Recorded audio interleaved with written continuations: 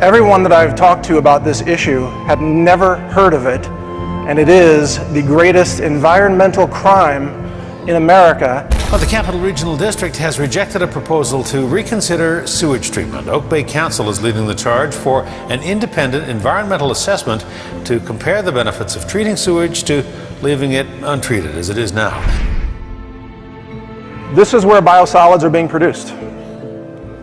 Everywhere across America, everywhere that a toilet flushes, everywhere that sewage lines converge in a city, they have a biosolids problem and they have to get rid of it. Raw sewage, finding a way to make it a little more useful for local farms by creating fertilizer. But the question is this change safe and sanitary? When Tom Esterbrook is gardening, he's not thinking about what's in the soil. I don't worry about that whatsoever. Remember, everything you flush down the toilet goes into these biosolids. If you wouldn't put it in your own garden, don't flush it down the toilet. Many of you may or may not know, but EPA regulates under our environmental statutes like the Clean Water Act, like the Clean Air Act. But there's no Clean Soil Act, which means that the government has said we can mass pollute the soil and call it legal and call it green and call it recycling. So we now have government legalized pollution, and it's been legalized by the EPA, which I would say, in my opinion, is a highly corrupt organization that needs to be radically reformed to actually protect the environment like they used to do back in the 1970s. The EPA and we as a country have inadvertently created really a devastating vector for bioterrorism of ourselves. Biosludge always contains one chemical we found. There's one chemical that's a marker for it. It's Benadryl, the over-the-counter drug.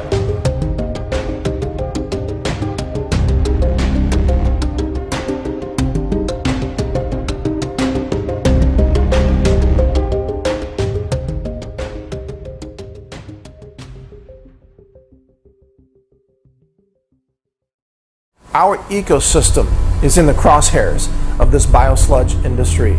They're making money while poisoning the planet with toxins that persist in the environment. This issue is so much larger than at first it would appear. It's not just about toxicant exposure, it's actually about the very root of our species definition being completely undermined. Anyone can walk up to a sewage treatment plant, access a sewer line, and put tons of material in it that would never be detected.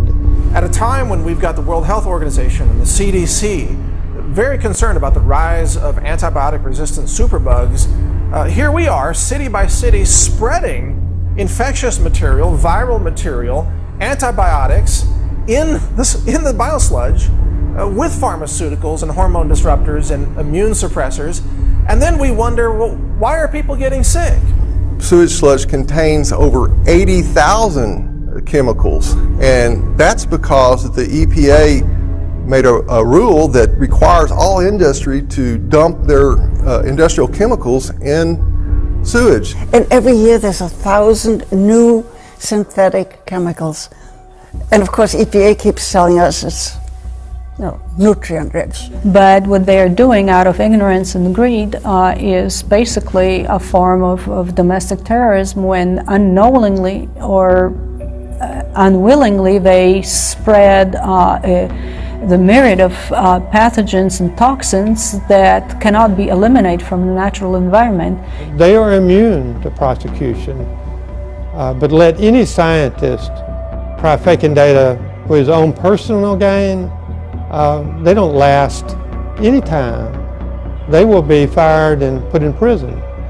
But fake data for the government in its interest, in the industry's interest, and you will be promoted and protected at the highest levels.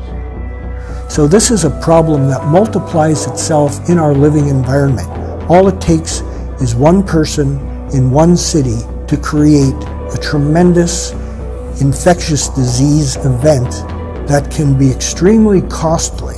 Any toxic chemical that a bioterrorist could want to use can be added to a sewer, go through the plant, be spread out in the surrounding city and countryside, courtesy of the municipal government. Nobody will know it until people start dropping dead.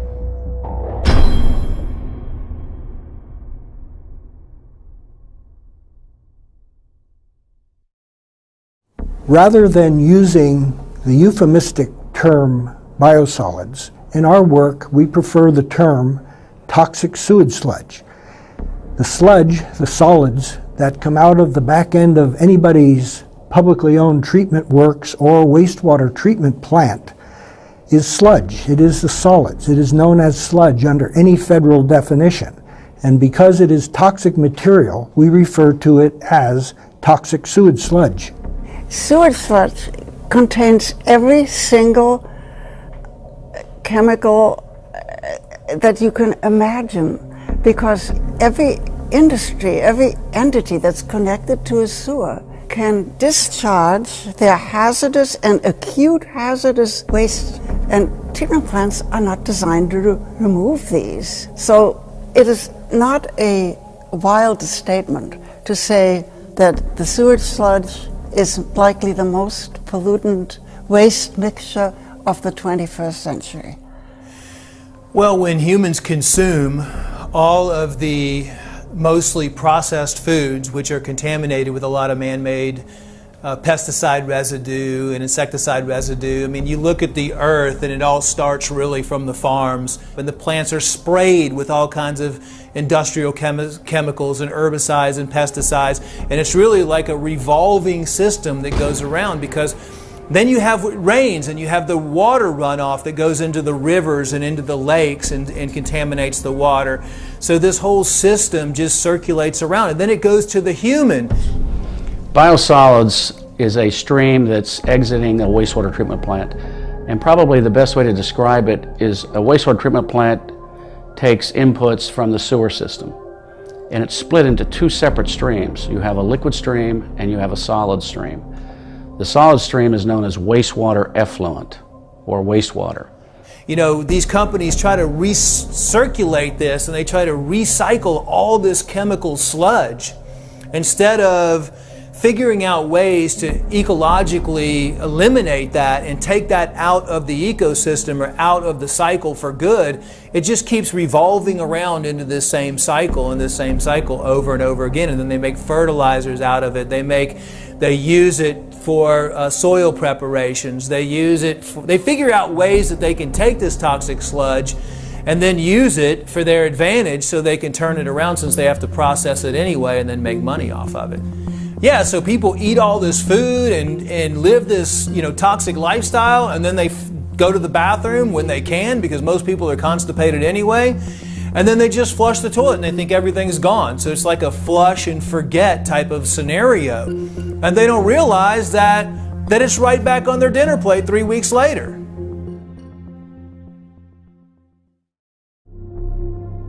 As part of our scientific analysis of biosludge products, we went out and purchased at retail in Austin, Texas, 3 different biosolids products that come from human sewage in different cities.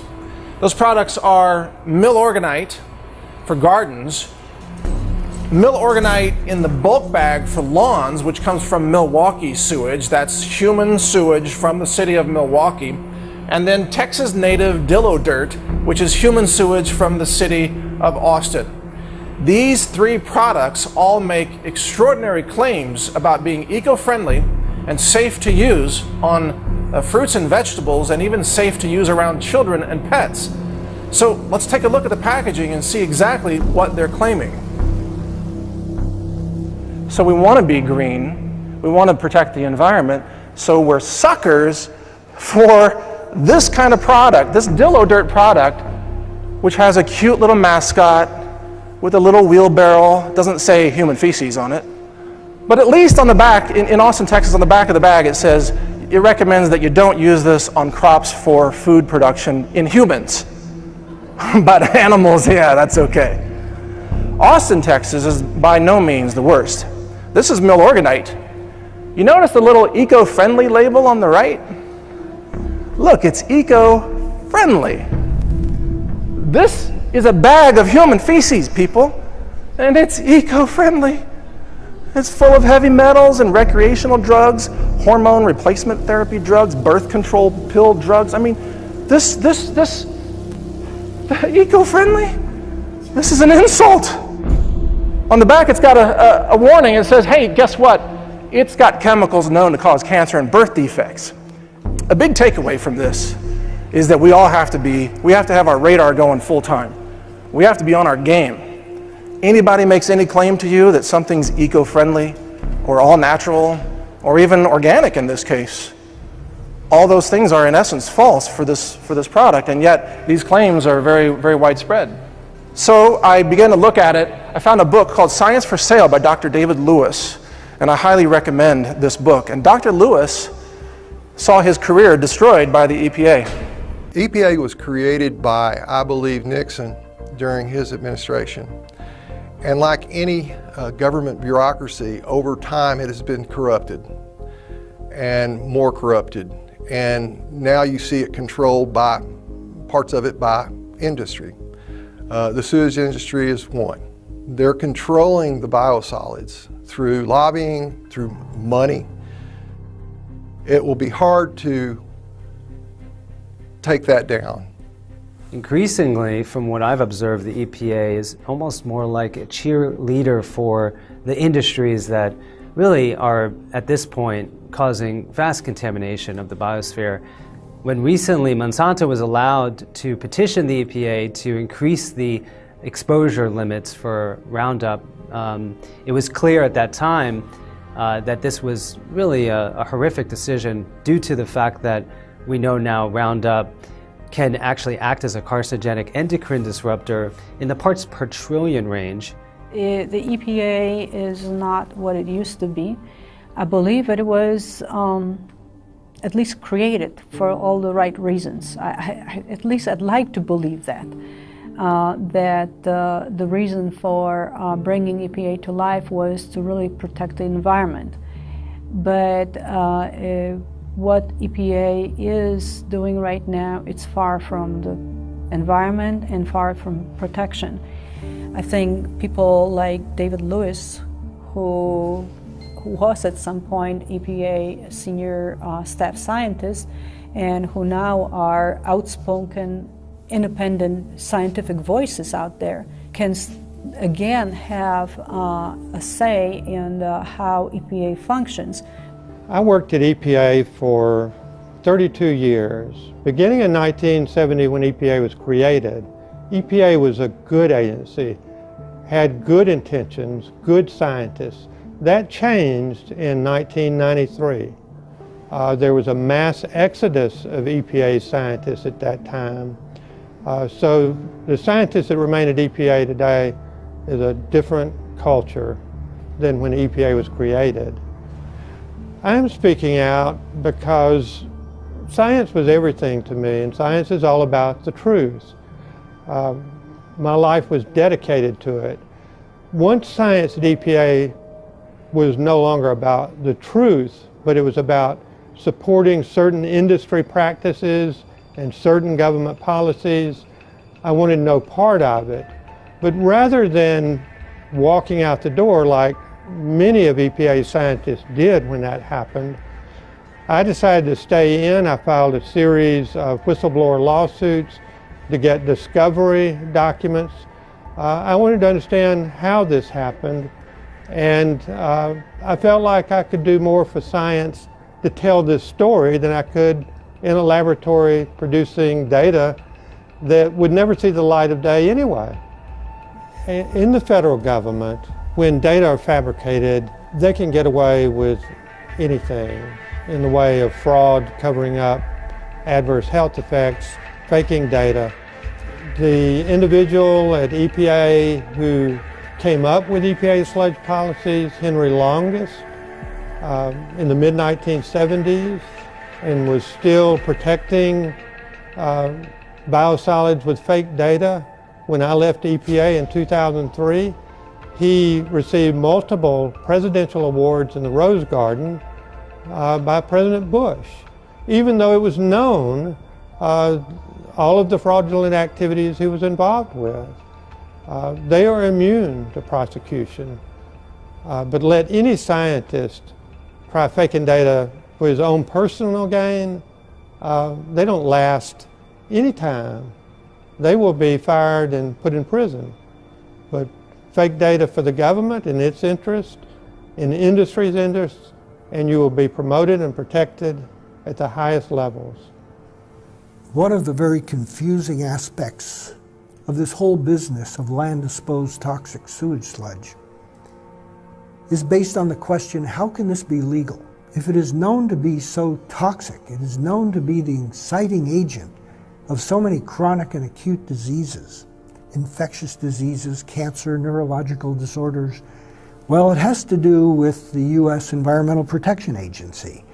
Years ago, they conferred the decisions on regulation and use of sewage sludge to the states. And the state departments of ecology or the state departments of environmental quality then had the right and the freedom to relax the regulations and adopt some EPA standards for concentrations of toxic or to apply their own regulations.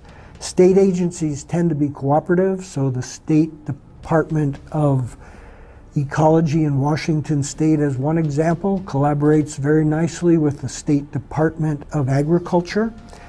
And state departments of agriculture like to help farmers, and one way they help them is to figure strategy for reducing costs of farming, including the costs of fertilizers. Counties, on the other hand, and municipalities have an enormous burden of what to do with all the sewage sludge. Nearly every municipality has a wastewater treatment plant. All of the sewage sludge is toxic. Wastewater treatment plants, as I say, do not treat wastewater. They separate it into the solids and the water with the intent of recycling the water and beneficially recycling the solids. The problem is that the standards and the testing of the solids, what we refer to as toxic sewage sludge, are so low and so minimal that all of these flame retardants, pesticides, industrial chemicals, infectious agents from medical facilities and just from the general public, as well as from agricultural operations, all end up right back into our food supply in the environment. Rightly or wrongly, politicians are more concerned about their retirement and getting reelected. So it's, don't come in here and make waves. We have everything under control, and I have to worry about my retirement. You hear that so often with municipal workers. You know, I'm not interested in you making any waves. I'm not interested in saving a buck because it's not my money, it's somebody else's money. And I don't want to have to, you know, run the risk of maybe it not working, and then I look bad, and somehow I end up sacrificing my career. All those are absolute inputs into why decisions are made on a municipal and a government level. And the municipality has farmed it out under contract to corporations that have very good legal staffs and will fight it tooth and nail. And they have no incentive in truly trying to uncover what not only the hazards, but what the probability of exposure would be. They have no incentive in going out because it's going to upset their business model. Industries want to protect their bottom line. They will do anything as long as it's not illegal, totally illegal. They'll find the loopholes in the law, and they will, you know. So the reason why EPA is still pushing this is because the same people who wrote those rules, we call them the 503 rules, that are the sludge rules, these same people are still in power.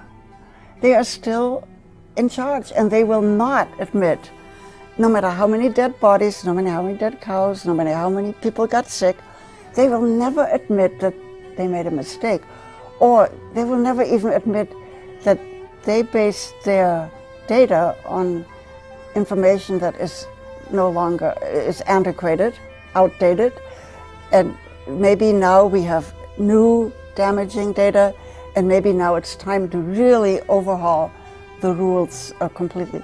They will not admit it. In this lab, we've got the instruments to detect unknown chemicals And let me explain this. Behind me you see a mass spec instrument. The big one's called a mass spec time of flight instrument. It's got a flight tube, an actual vertical tube in a vacuum.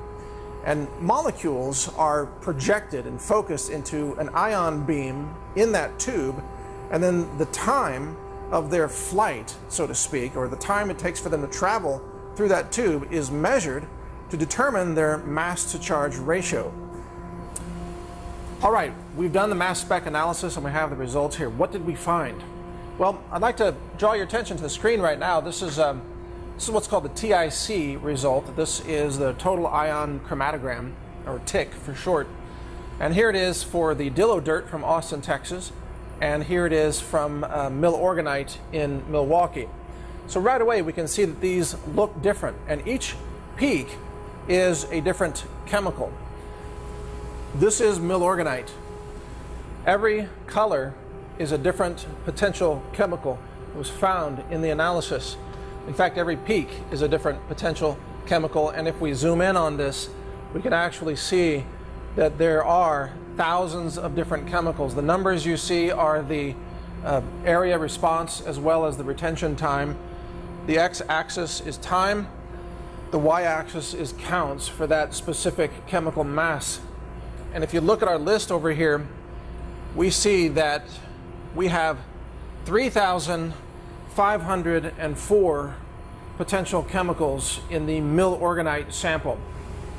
Right here is warfarin, blood thinner that can be deadly. One of the side effects is death. And that's just one chemical out of, thousands. Here's atrazine, right here, atrazine-D5. Atrazine is a toxic herbicide that causes chemical castration and gender bender changes in both humans and amphibians. And here it is. We're seeing it identified as a likely candidate in this biosludge sample. You are being exposed to thousands of different chemicals, and yet they call it organic and they call it eco-friendly. That's Milorganite. Even the name is misleading. So let's take a look at Dillo dirt from Austin, Texas, and let's see how many chemicals we can find as potential candidates in that product. Is 1,969 candidate chemicals. So it's about half of the number of chemicals that were found in the Milorganite product, roughly about 4,000. This is roughly about 2,000. And yet, many of them are the same. We have pesticides, herbicides, atrazine, fungicides, pharmaceuticals. We have recreational drugs and industrial chemicals, as well as chemical solvents, plasticizers, hormone disruptors. All of these things are found in Dillo dirt. And this is in 1 microliter. 1 microliter, 1/1,000,000th of a liter of Dillo dirt. And this is being done again by cities. And Austin says it's a progressive city. Austin claims to be all about halting climate change and the eco-friendly technologies and clean solar energy. And yet they're selling this, thousands of chemicals, to their own residents. People are lining up to buy this stuff and put it on their gardens. They think they're home gardening with an organic fertilizer. Here's the truth that the city of Austin doesn't want you to see.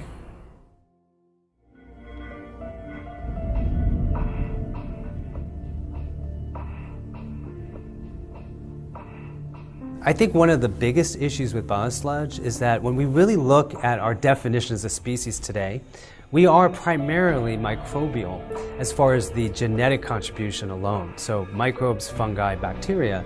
And those microbes come largely from the food we consume and ultimately the soil that it's grown in. So when you're using biosludge to produce the food that then becomes the basis for our microbiome and our species definition, this issue is so much larger than at first it would appear. It's not just about toxicant exposure, it's actually about the very root of our species definition being completely undermined, and ultimately the trajectory is towards the degeneration of our species if we continue using this as a soil amendment. When I first started researching sewage sludge or biosolids, I went after the pathogen question. And there are probably, a couple of dozen pathogens, in sewage sludge. I found that The chemicals in sewage sludge is something that the sewage community does not want to talk about. In fact, they refer to it as contaminants. When I researched that, I came across an EPA document called the Targeted National Survey of Sewage Sludge, and the last one released was in 2009, and it listed hundreds of chemicals in sewage sludge. Further research showed that sewage sludge contains over 80,000 chemicals, and that's because the EPA made a rule that requires all industry to dump their industrial chemicals in sewage, into the sewer system. So what the farmer's getting that doesn't even have a clue about are all these chemicals, and nobody can answer the question what degree of hazard, what concentrations of chemicals are in biosolids. About 90,000 chemicals in commerce today have already been discharged into soils and water and so forth. And every year there's 1,000 new synthetic chemicals. And of course EPA keeps telling us it's nutrient rich. This is a myth. I mean, yes, there are nutrients in there. There's nitrogen in there. But with this ability of industries able to discharge all their chemicals and into the waste stream, you have an unbelievably toxic containing material. This study that Ottawa U pointed out is a much better way of assessing sewage sludge contamination because it's a bacteria that survives virtually untouched through the anaerobic digestion process and that actually swims. Whereas the other bacteria, like the E. coli, they're only on the actual sewage itself, on the particles.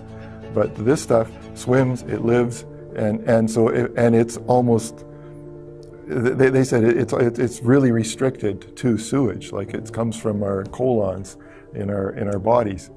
And so they recommended that it be used as the indicator. Well, of course, that study was just disappeared. Nobody's commented on it or done anything about it. Let's take a look at biosludge under the microscope. So we've got a digital microscope here, and we've got some mill organite on a white tissue, and we're going to zoom in and start to take a look at what we can see. Now you can see the structure of the pebbles, which look like boulders under here, but as we zoom in more, you start to see features of mysterious fibers that don't necessarily look like plant fibers. Many of them start to look synthetic as you really zoom in on it, and you can start to see that there are some very odd looking elements in this picture. What is this growth or structure there? What is this fiber? What are these chunks? And you can actually start to maneuver around the scene using this microscope setup. We're looking at essentially a dehydrated, pelletized form of human sewage. And it should be no surprise that it's full of all kinds of questionable and disgusting things. And throughout this landscape, you see mysterious fibers. Now we're starting to see more details about this structure. What is this yellow object that's lodged here inside the turd boulder? What does this look like? Microplastics. This is a kind of pollution, a kind of contamination that's in the oceans, and it appears to be here in the biosludge as well, connected to these other fibers. It's clearly a polymer, or resembles one, and we have all these other fibers and strands that are in this biosolid product. It looks pretty creepy. Is this something that you want on your food? We zoom in here, here's another, it looks like a polymer of some sort, mixed in with everything else and all these bizarre fibers. And whatever this mass is here that has glommed on to this turd boulder, you know, this is what you're putting on your garden, people. This is what's going on your food. First, notice that Milorganite from Milwaukee says it's eco-friendly. This is one of the big claims. Eco-friendly. So if you take a concentrated form of human sewage, viruses, heavy metals, even industrial waste, all kinds of toxins, and you concentrate them, you can call it eco-friendly, according to Milorganite. In small print, in complete contradiction to the primary claims on this label, they say that this product may cause cancer. This product contains detectable quantities of chemicals known to cause cancer, birth defects, or other reproductive harm, they say. They even say, by the way, do not apply near water, storm drains, or drainage ditches. You know why? Because if it runs off into the rivers and streams and oceans, it kills aquatic life. So they say, don't apply it where it might run off into the water. Instead, they say, apply this product only to your lawn and garden and sweep any product that lands on the driveway, sidewalk, or street back into your own garden to grow the foods that you're feeding your children. Now we get to Dillo Dirt, which comes from Austin, Texas. This is human sewage that people flush down the toilet in Austin. And you see an armadillo with happily carrying a wheelbarrow full of human sewage. They call it Dillo Dirt because they can't call it Austin sewage. Nobody would buy it. Now, in every case, these products claim to meet state standards and federal standards, which are, of course, a joke when it comes to real eco-sensitivity and human health. This product says it's a sewage product of the City of Austin water and wastewater utility, which has been processed in a manner that meets all of the Texas Natural Resource Conservation Commission requirements for, quote, uncontrolled use as an organic soil conditioner. This isn't organic from the point of view of being clean or certified organic or producing organic food. If you put this on food, that food is not organic. That food is polluted, contaminated food. But they don't tell you that on the bag, do they? They just have a happy image and happy claims, and they say, no problem. Use it almost everywhere.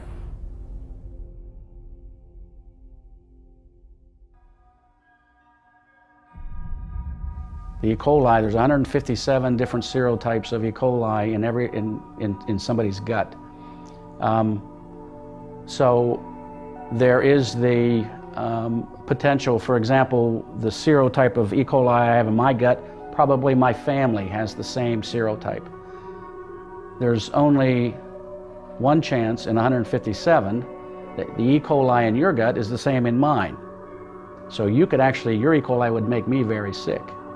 So, but there's 156 chances out of 157 that I'm going to get sick if I get contaminated with your E. coli.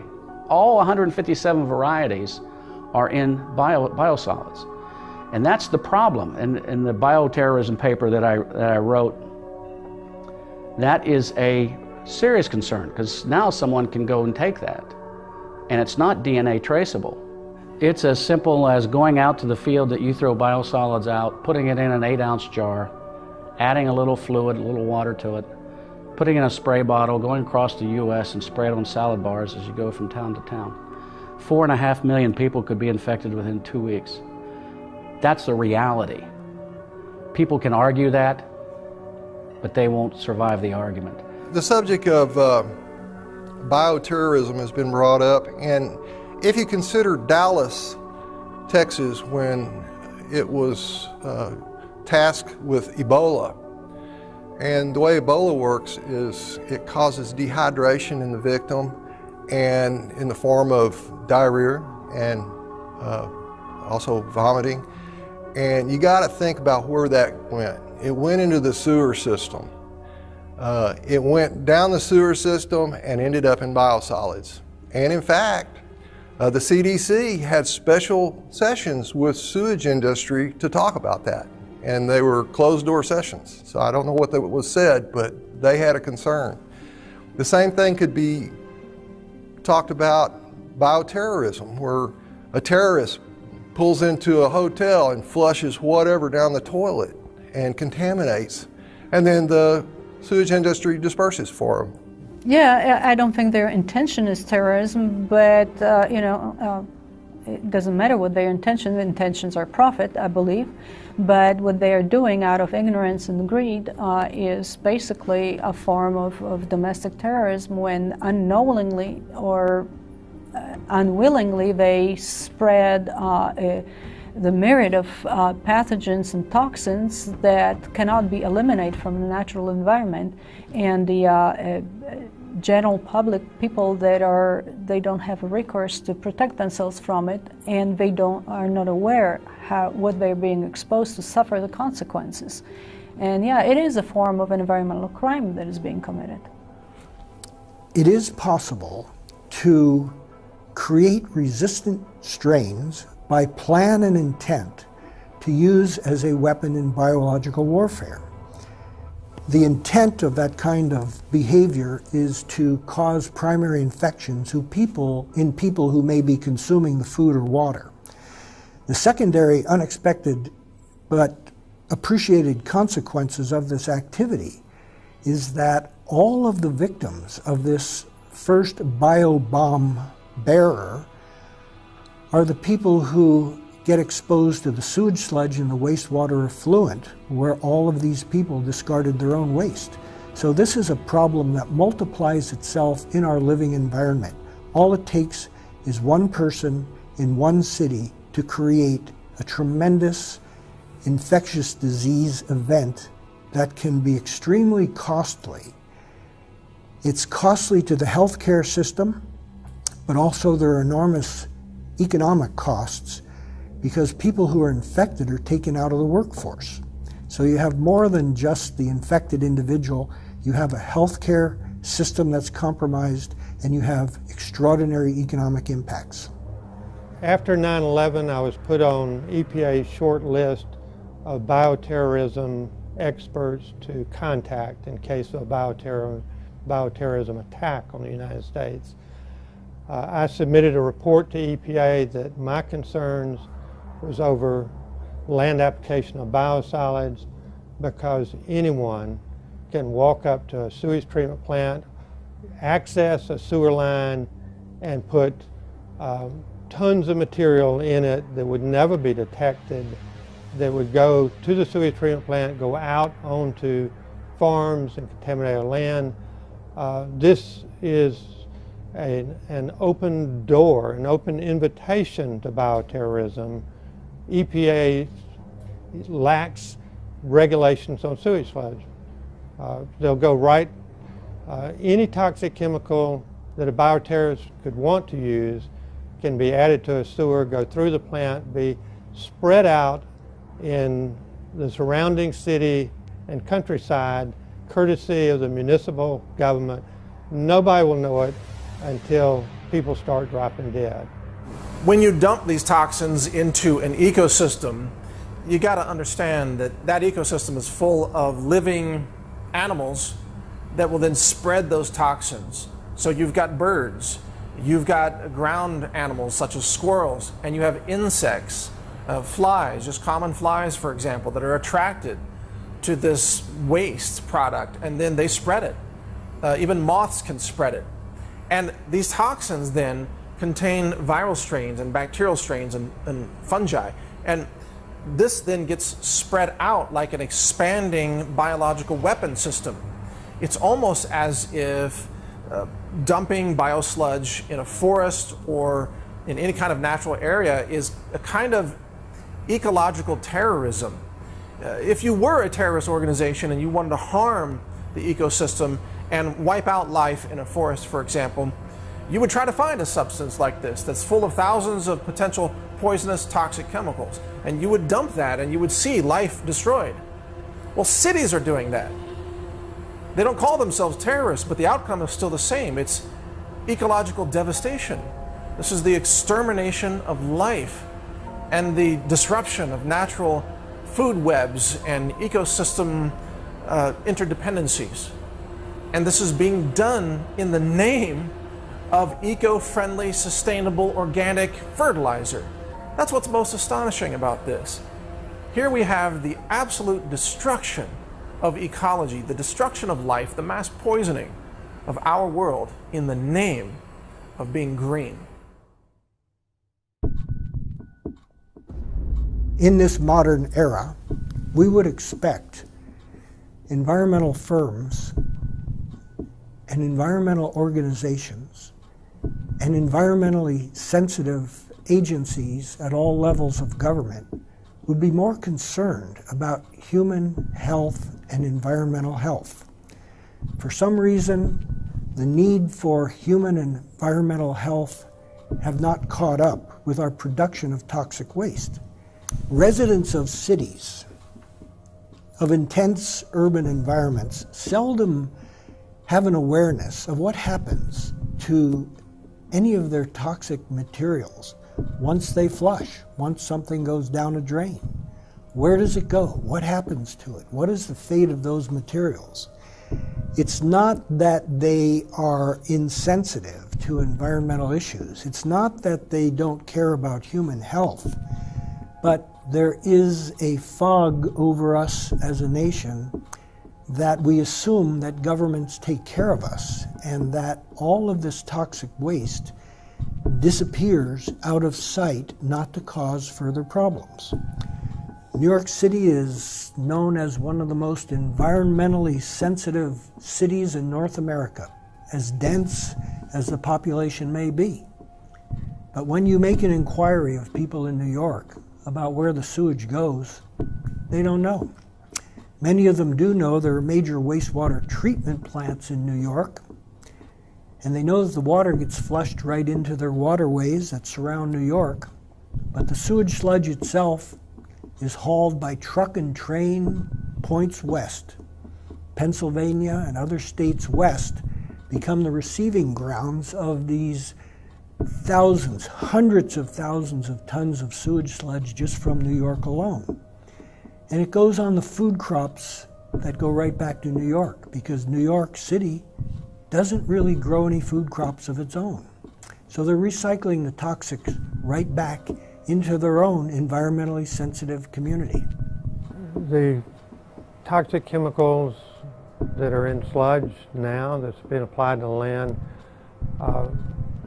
most of those are going to still be a problem centuries from now in the soil. The next ice age will come and go, and when the ice recedes, there will still be heavy metals in all these soils. It's unimaginable what we're doing now from the standpoint of how unfixable this is if we let it keep going. I think the answer to this is pretty simple. I think it's money. And you can make a lot of money on climate change scare, and you can make a lot of money on easy money on distributing the sludge. And if you eliminate that, I think it is profit that drives those eco trends and scaring people into believing that glaciers will melt and we will all drown because the oceans will rise and all that, and because of a human activity. But there is a human activity that actually destroys our environment, and that is applying, for example, applying sludge on agricultural land. And that is not being reported. And that's, maybe I'm simplifying, I probably am simplifying the reason, but I think it's human nature. It's money, it's careers at stake, it's a status quo, maintaining the status quo. We are resistant to change. What I think, and what has happened around the country, is companies like Synagro, these sewage companies, they will contribute money to these organizations, and they let them know, and then the organization feels like they owe them a favor. People are only green until they have to remove money from their wallet. Big companies are the same way. Oh, let's talk about a good PR program here. We are definitely environmentalists. No, it's going to cost you $200 million for you to fix your wetlands problem. Well, we're not that green. I'm not going to spend that. I mean, everybody's green until it impacts them. That's the problem. They have no vision. They're only looking at it from a PR point of view is how does it generate more revenue for me? How does it generate more benefits for me? So making a shit brick and forcing people to buy it doesn't do anything for them. This is an attack on not just science, it's an attack on humanity. It's an attack on the integrity of the food supply. It's an attack on the sustainability of life on our planet. Our ecosystem is in the crosshairs of this biosludge industry. They're making money while poisoning the planet with toxins that persist in the environment and in combination may have unknown consequences for ecological health and human health. This could be affecting fertility for generations yet to come.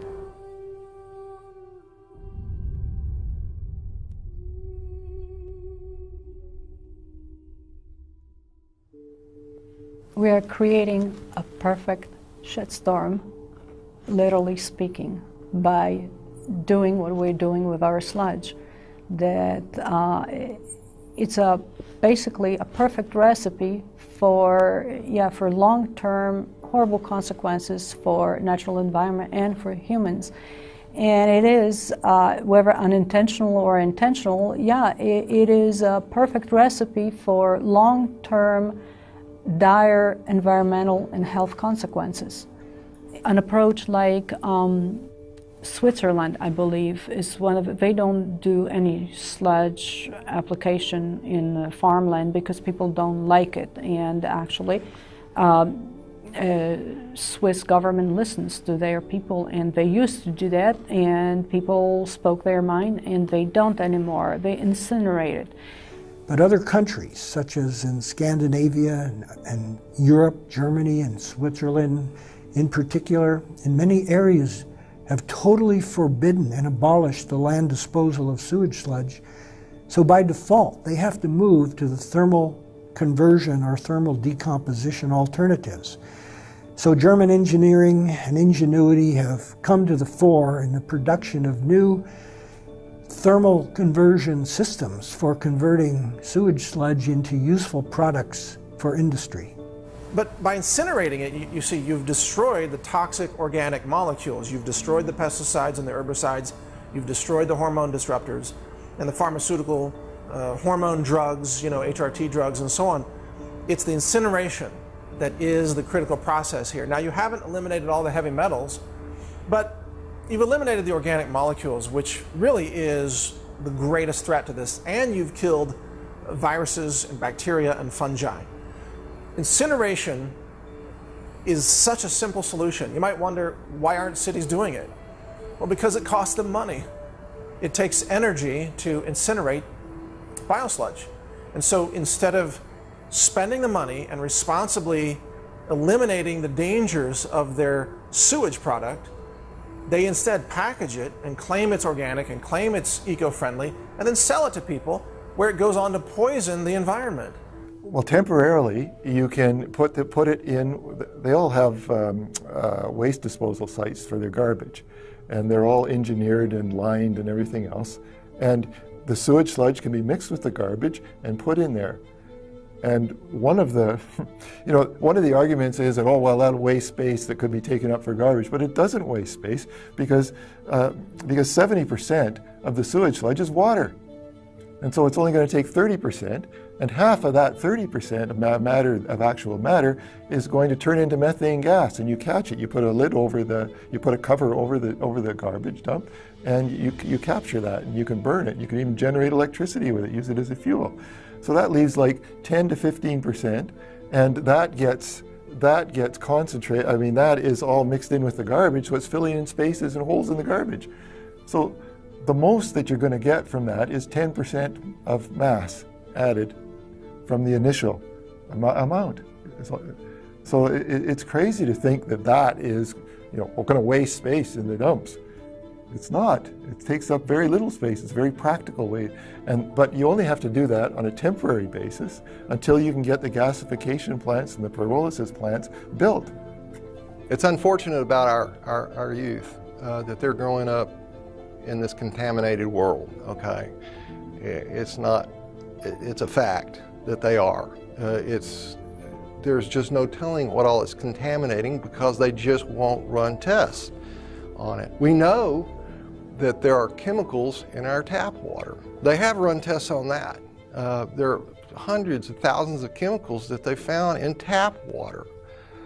So what are the chemicals that they're not testing for? Are they in tap water as well? And where do these chemicals come from? Did it come from Joe Smith dumping his prescription in the lake? I don't think so. It's coming from sewage, from farms, from the sewage plant. The only way to fix something like this is a public outcry. Future generations are going to have to deal with this. We're leaving nothing but polluted rivers for them to fix. And until somebody, unfortunately it's going to take the younger generation, is going to have to step up and say, what are you doing to me? What are you doing to my offspring? Why are you allowing this to happen? They're going to have to change the way that politics is done. Somebody's going to have to get involved. And unfortunately, older people like me, we just want to step out.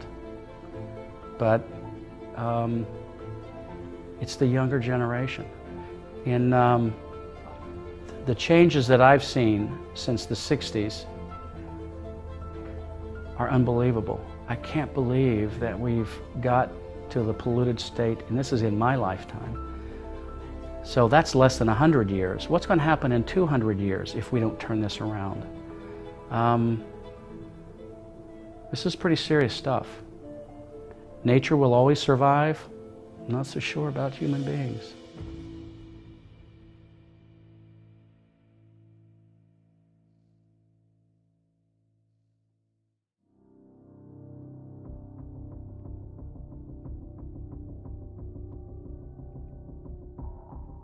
This is Mike Adams, the creator of the BioSludged film, founder of CWC Labs, publisher of naturalnews.com, and creator of the YouTube alternative video community known as Brighteon.com. I'm bringing you a special commentary here because every institution in the world is trying to hide this biosludge issue from you. Every institution, maybe an institution that you have come to trust. The corporate-run media is lying and covering it up. The institution of science has been hijacked by industry. So science, even though I practice science, I follow science, I espouse the benefits of science, but the science institution is trying to censor independent scientists like myself or Dr. David Lewis, who are sounding the alarm on this issue. So you can't even trust the science journals. Government has abandoned the people on this issue. The EPA is really now the Environmental Pollution Agency. The EPA has become so corrupt and so beholden to the interests of industry that the EPA is frankly a clear and present danger to the people of the United States of America. There's no question at this point. So government won't solve this, media won't solve this, the universities are not teaching the truth about this. They're fixated on carbon dioxide, which they claim is the #1 pollutant of concern. You know, they say it's global warming and climate change. So it's sleight of hand. They want you to look at carbon dioxide, even though CO2 is the #1 life-giving molecule for plants on our planet. CO2 is the regreening molecule. CO2 regrows forests. CO2 increases the efficiency of food crop production. CO2 is Mother Nature's molecule of life. And yet, perhaps even you have been so indoctrinated by the daily dose of misinformation from universities and the science establishment and the media establishment that you might even believe that CO2 is a pollutant and that biosludge isn't. They've flipped everything upside down. CO2 is good for plants and good for forests and good for food production. Biosludge is toxic to humanity and toxic to the ecosystem. And environmentalists, sadly, have abandoned, for the most part, the real threats to our environment. What are the real threats? Well, the mass pollution of the soils, biosludge. You've got genetic pollution from GMOs, and you've got glyphosate, an herbicide that now saturates the food supply with cancer-causing poison. Where are the environmentalists? They're focused on climate change and CO2. They're not focused on the real issues that are polluting and contaminating our world right now, causing infertility and cancer. And even now we have this polio-like illness, this mystery disease that's affecting children all across America. There's a massive CDC cover-up. They don't want to talk about what's causing that. And the experts haven't figured it out yet. It's probably related to chemical exposure through biosludge, pesticides, toxic medicines. The institutions in power don't want to tell you the truth about what's actually poisoning humanity.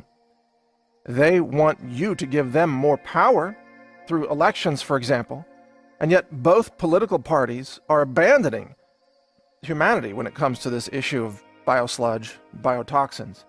Think about it. Where are the Democrats on this issue? Nowhere to be found. Where are the Republicans? Busy with other stuff. There is no political process by which this can be solved because industry has so corrupted government that government has become the problem.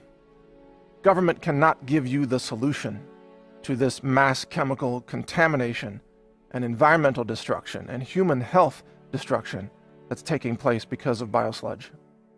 It's even worse than you might suppose. These institutions are run by people who are all part of really a worldwide effort to try to depopulate the planet. It's openly talked about now in many circles. They believe, these scientists and these high-level globalist bureaucrats, they believe that there are too many humans living on the planet. And they literally want to eliminate 6 billion people, maybe more, depending on who you're talking to. And because they think that the sustainability of the Earth can only be achieved through drastic reductions of population. And there are documentaries out there that are worth watching on this, the population bomb, population explosion. You can go back to the work of course, Ehrlich back in the 1970s, who warned about this. But ask yourself, you are part of that population that's living today. How do you suppose the powers that be might eliminate 6 billion people from the planet? To accomplish that, they either have to achieve mass infertility or mass death. Those are the only two options. And when you look at this practice of the mass poisoning of our soils and our food supply and our environment, you can't help but ask, is this deliberate? Is this a mechanism by which the human population is being exposed to an incredible array of toxins, not just chemical, but biological? Think about it. Every biological weapon system, let's say, that is dropped into the sewer system is then automatically spread by cities to the countryside, all across America. You saw the documentary that the biosludge waste from New York City and New Jersey and other places on the East Coast gets spread all across America. This is the mass chemical poisoning of the American people, and it is deliberate, and there is a cover-up. And every institution that's in power today is working against humanity. And this is a realization that very few people have come to. The government will not save you. Voting Democrat or Republican will not save you. Asking science to solve this problem will not save you, because science is sweeping this under the rug. Going to the medical institutions will not save you. They profit from disease. They profit from cancer and Alzheimer's. They have no incentive to eliminate this chemical exposure. The agriculture giants, they have no interest in solving this problem because it's their poisons that are in the food supply. They are part of the problem. Bayer, Monsanto, you name it. There is no institution. The media won't tell you the truth about this. The environmentalists are too focused on climate change. Even the tech giants, they censor all this information. Facebook, Google, YouTube, and Twitter. They've been censoring my work for years. YouTube completely shut off my video channel earlier this year so that you could not see the videos that I'm producing. Videos that warn humanity about what's coming, about what's happening. YouTube is evil. Google is intensely evil. Facebook is evil. And they will censor anybody who talks about the true story of what's happening with biosludge today, because they do not support the environment. They do not support independent journalism. They do not support real science. They are controlled censors. They are controlled tyrants. They are authoritarians.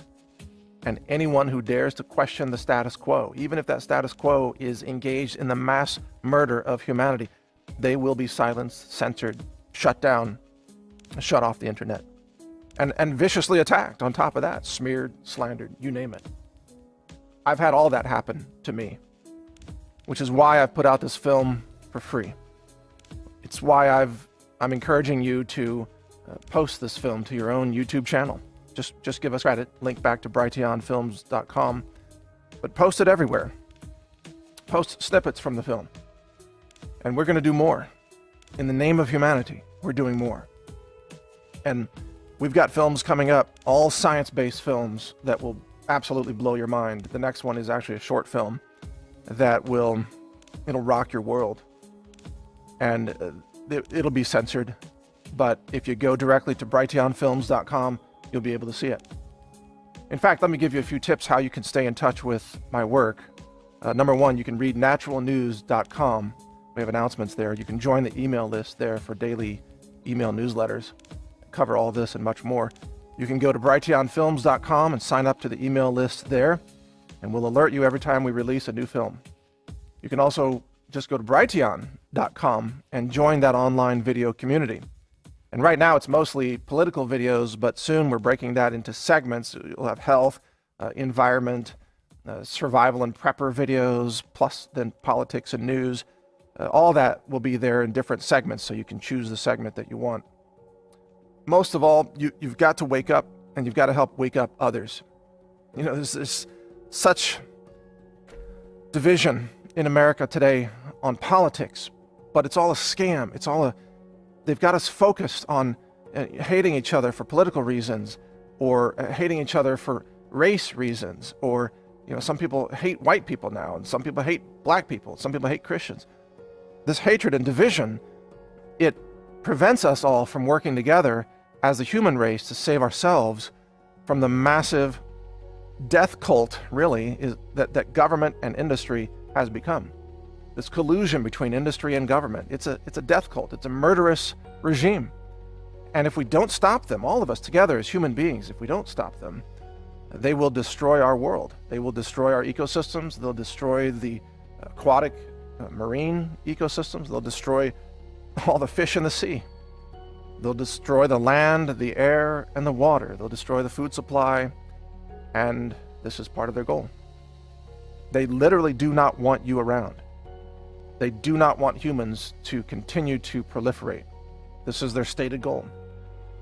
So if you want to survive, if you want to have a future for humanity, somehow we the people must really overthrow this entire system of government and industry and corruption. And this is not against free market capitalism. It's against corrupt capitalism, corrupt free markets. Some of you may say, well, free markets are the problem. No, corruption is the problem. Because look at communist China, the worst environmental nation in the world, run by communists. They pollute everything. They're murdering their people with a severity that we can't even imagine in America today. Communism does not equal environmental stewardship, not by a long shot. But neither does a corrupt free market system. We need honest competition. We need a meritocracy, I believe. But we need to hold our governments and our corporations accountable. And so there's room for that on the political left and with conservatives and libertarians as well. Everybody who wants to live should be on the same side here, fighting against the mass pollution, fighting against the government corporate collusion and corruption that now typifies our society. It almost doesn't matter who you vote for anymore, you're still being poisoned. And so the solution cannot come through the ballot box. The solution can only come from we the people rising up and demanding an end to the murderous regimes of globalism that are trying to kill us off and kill off our children and even just erase our fertility. They want the human race to practically come to an end for whatever evil, nefarious reasons they have. They are the enemies of humanity.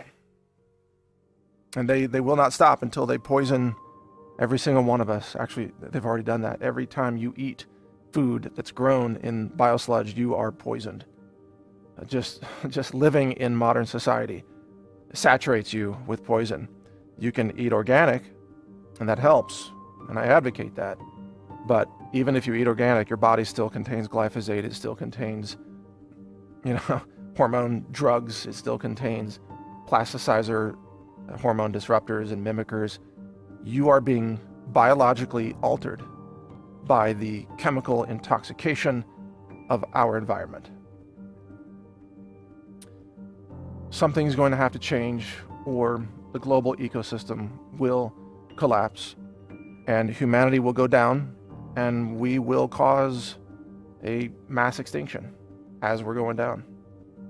It's well underway.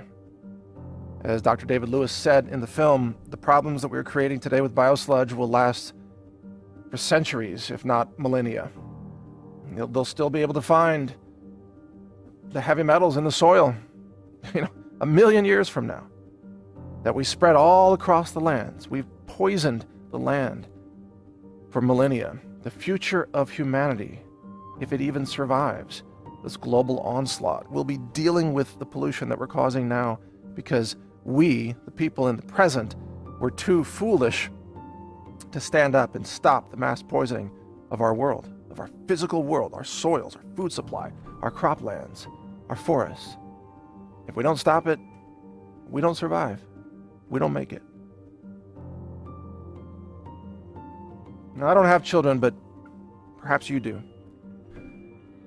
I want your children to be able to survive this. I want your children to prosper. I want humanity to make it. And I'm going to use every effort that I can during the remainder of my life to try to save humanity from this evil agenda of mass poisoning, genocide, and depopulation. I'm going to use Brighteon Films as an outlet for many of these science-based films that are coming out. I've got a multi-million-dollar laboratory facility, CWC Labs, of course, where we're doing much of this research. We've got multiple mass spec instruments working on a triple quad mass spec right now. And the more we can expand our science lab, the more we can really do the job that needs to be done, the job that the EPA has abandoned, the job the FDA has walked away from, the job the government's supposed to be doing, but they've become a joke. We, the people, have to do this, and I need your help to get it done. So thank you for your support. I'm Mike Adams. We will continue to produce films like this on topics that affect all of us, regardless of your political affiliation, regardless of your race, your gender, your sexual orientation, your religion, your nationality. I want you to live. I want you to be safe. I love humanity. I have compassion for every living being. And if we work together, perhaps we can stop this mass poisoning of our world. Thank you for watching.